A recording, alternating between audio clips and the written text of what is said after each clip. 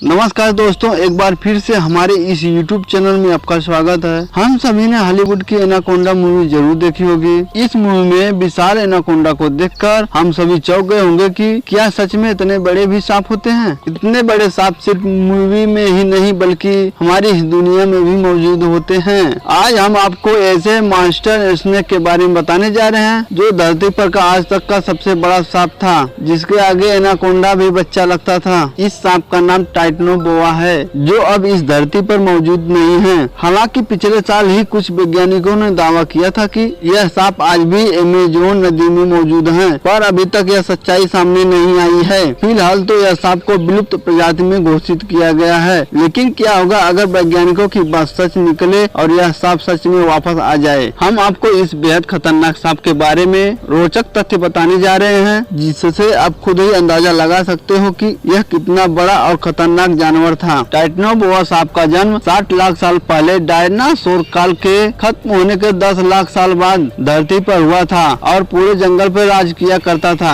इस बात का अंदाजा लगा सकते हो कि इस सांप की लंबाई करीब 42 से 50 फीट तक होती थी, वहीं इसका वजन करीब 1500 किलो था। यह विशालकाय सांप मगरमच्छ को बड़ी ही आसानी से निगल जाते थे।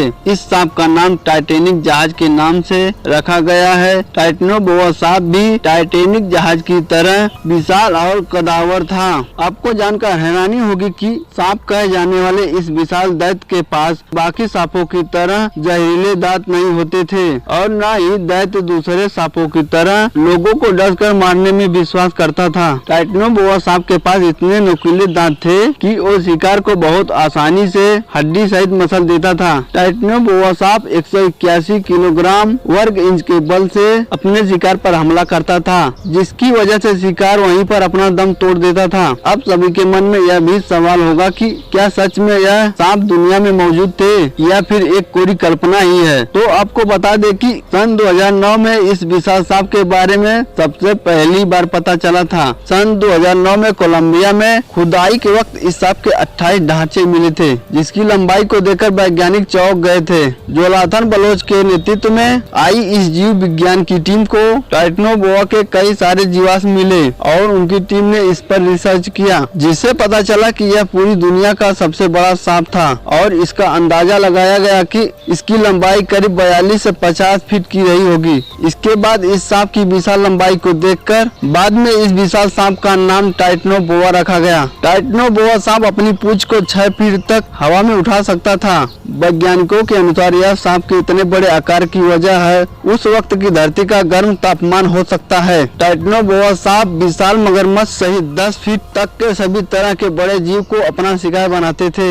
यह सांप धरती पर से कैसे लुप्त हुए होंगे, इसके बारे में वैज्ञानिक कहते हैं कि इस सांप को गर्म वातावरण ही पसंद था, लेकिन जलवायु परिवर्तन के कारण धरती का तापमान ठंडा होता गया और जैसे जैसे धरती का वातावरण ठंडा होता गया वैसे वैसे टाइटनोबोआ सांप का आकार भी छोटा होता गया और धीरे धीरे छोटे सांपों ने इस बड़े सांप की जगह ले ली। क्या यह विशालकाय दानव एक बार फिर से धरती पर वापिस लौटेगा? जवाब है कि बिल्कुल लौटेगा। इसके पीछे का कारण बिल्कुल साफ है कि यह सांप गर्म वातावरण में पैदा हुआ था और यही वातावरण इसको पसंद आता है। पृथ्वी पर पिछले 200 सालों में तापमान कई गुना बढ़ गया है और तापमान हर साल बढ़ता ही जा रहा है। इसलिए वैज्ञानिक यह दावा कर रहे हैं कि जैसे जैसे धरती का तापमान बढ़ता जाएगा ऐसे ऐसे यह सांप की वापिस आने की संभावना उतनी ही बढ़ जाएगी। पृथ्वी के गर्म वातावरण के वजह से ही सन 2012 में एक सांप की खोज हुई थी, जिसकी लंबाई करीब 10 मीटर थी, यानी कि टाइटनोबोआ सांप से सिर्फ 4 मीटर ही कम। इसके अलावा पिछले साल भी जीव वैज्ञानिक भी यह दावा कर चुके हैं कि